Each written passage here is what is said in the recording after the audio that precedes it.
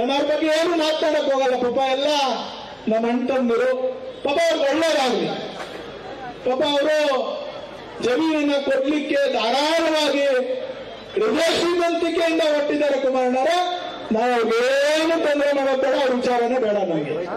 ಆದ್ರೆ ಅವರನ್ನ ಇಲ್ಲಿಗೆ ಕರ್ಕೊಂಡ್ಬಂದು ಕುಂಡಿಸಿದ್ರಲ್ಲ ಪುಣ್ಯಾತ್ಮರು, ಅವರ ಮನಸ್ಸಿನಲ್ಲಿ ಎಷ್ಟು ವಿಷ ತುಂಬಿದೆ ಅನ್ನೋದನ್ನ ನಾವೆಲ್ಲರೂ ಅರ್ಥ ಮಾಡ್ಕೋಬೇಕು.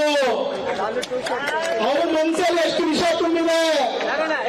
ಇವತ್ತು ಅಣ್ತಂದಿರ್ನ ಇಲ್ಲಿ ಒಡೆದಾಡಕ್ಕೆ ಬಡದಾಡಕ್ಕೆ ಈ ಭಾಗದಲ್ಲಿ 2 ಗ್ರಾಮ ಪಂಚಾಯತಿಯ ರೈತರನ್ನ ಇವತ್ತು ಒಡಿಸ್ಲಿಕ್ಕೆ ಬೆಳೆಸ್ಲಿಕ್ಕೆ ಕಿತ್ತಾಡ್ಲಿಕ್ಕೆ ನೀವು ಒಂದೇ ರಾತ್ರಿ ಕಾರಣಕರ್ತರಾದ್ರಲ್ಲ.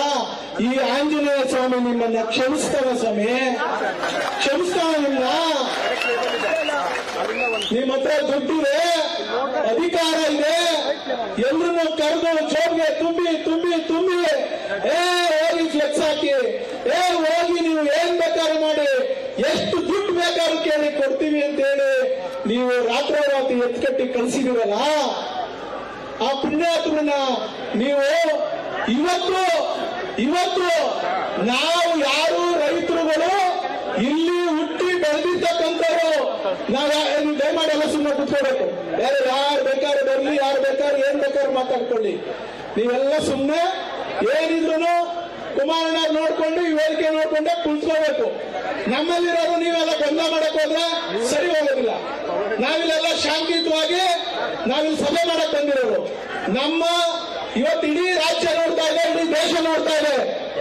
ಈ ದೇಶದ ಒಬ್ರು ಗೌರವಾನ್ವಿತ ಸಚಿವರು ಇಲ್ಲಿ ಬಂದು ಕುಳಿತಿದ್ದಾರೆ ಅಂದ್ರೆ ಇಡೀ ದೇಶ ನಿಮ್ಮನ್ನು ನೋಡ್ತಾ ಇದೆ. ಇಡೀ ದೇಶ ಇವತ್ತು ಬಯಲುವ ಕಡೆ ತಿರುಗಿ ನೋಡ್ತಾ ಇದೆ. ಇದನ್ನ ನಮ್ಮ ರೈತರು ಅರ್ಥ ಮಾಡ್ಕೋಬೇಕು.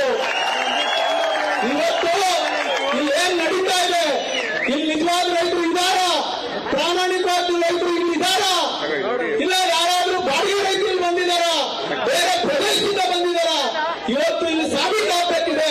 ಇವತ್ತು ಮಾಧ್ಯಮದವರೆಲ್ಲ ಬಂದಿದ್ದಾರೆ.